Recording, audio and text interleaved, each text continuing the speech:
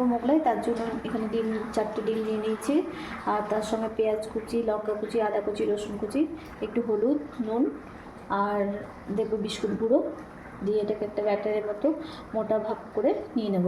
আর এখানে রেখেছি আমি রুল ময়দা 2 কাপ মতো, 3 কাপ মতো রুল ময়দা আছে। এই দেখো বন্ধুরা, এখানে বিস্কুট গুঁড়োটা আছে। এবার আমি 1 চামচ দিয়ে নেব প্রথমে।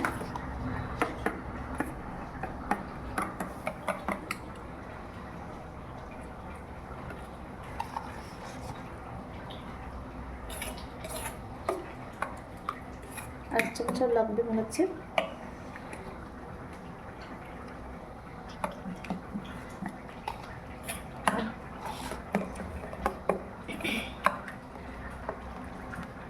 মোটা ব্যাটার হয়ে গেছে।